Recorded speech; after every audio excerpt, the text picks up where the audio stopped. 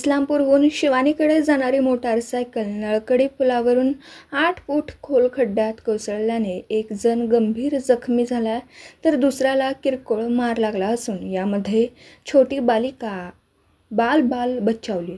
ही घटना इस्लामपूर ते कोसमेट जाणाऱ्या राज्यमार्गावरील कोसमेट रेल्वे अंडरग्राउंड ब्रिज पुलापासून जवळ असलेल्या वळणावरील नळकांडी पुलावर ही घटना 26 फेब्रुवारीच्या रात्री 8:30च्या दरम्यान घडली। अनिल श्रीनिवास होटळकर वय वर्ष 35 राहणार सोनाळा तालुका बोध जिल्हा आदिलाबाद येथील रहिवासी असून अनिल श्रीनिवास हे आपल्या छोट्या बालिकेला दवाखान्यात दाखवून मेहवणासह शिवानीकडे मोटारसायकलने आपल्या सासरवाडीला जात असताना इस्लामपूर ते कोसमेट राज्यमार्गावरील रेल्वे ब्रिज जवळील वळण रस्त्यावरील नळकांडी पुलावरून खाली 8 फूट खोल खड्ड्यात मोटारसायकलसह कोसळल्याने अनिल श्रीनिवास याच्या डोक्याला व तोंडाला जब्बर मार लागला।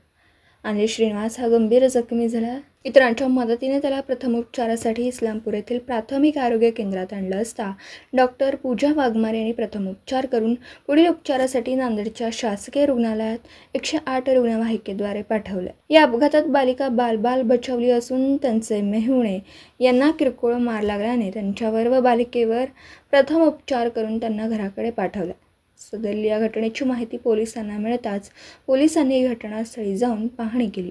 इस्लामपूर ते कोसमेट जाणाऱ्या राजमार्ग रोडवरील या वळण रस्त्यावर लोखंडी बॅरिकेड किंवा वळण रस्त्यावरील दिशा दर्शवणारे फलक हे कोठेही लावलेले नाहीत। त्यामुळे या ठिकाणी दुचाकी व 4 चाकी वाहनाचा अपघात होऊन रोड लगत असलेल्या 8 फूट खड्ड्यात वाहनं कोसळतात। याबाबतीत किनवट येथील सार्वजनिक बांधकाम विभागाला संबोधित अभियंत्याला वेळोवेळी सांगूनही सार्वजनिक बांधकाम याकडे दुर्लक्ष करत आहे। या वळण रस्त्यावर लोखंडी बॅरिकेड्स लावून त्यावर धोका दर्शवणारे स्टिकर किंवा वळण रस्त्याचा फलक लावण्यात यावं अशी मागणी करूनही सार्वजनिक बांधकाम याची पूर्तता करत नाहीये।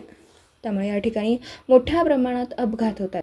आतापर्यंत या ठिकाणी हा 5वा अपघात असल्याचं येथील नागरिक सांगत आहेत। त्यासाठी हे सार्वजनिक बांधकाम विभागाने याची तात्काळ दखल घेऊन होणाऱ्या व अपघाताला आळा घालण्यासाठी उपाययोजना करावी अशी मागणी आता वाहन चालकांमधून होतीये। मागील काही वर्षापूर्वी याच ठिकाणी बराडी घेऊन जाणारा ट्रक कोसळला होता, त्यामध्ये अनेकांनी आपला जीव गमावला। ही पुनरावृत्ती पुन्हा या ठिकाणी होऊ नये यासाठी सार्वजनिक बांधकाम विभागाने तात्काळ दखल घ्यावी व कायमस्वरूपी वळण रस्त्यावरील सुरक्षित भिंत बांधावी किंवा इतर उपाययोजना कराव्यात अशी देखील मागणी होतीये।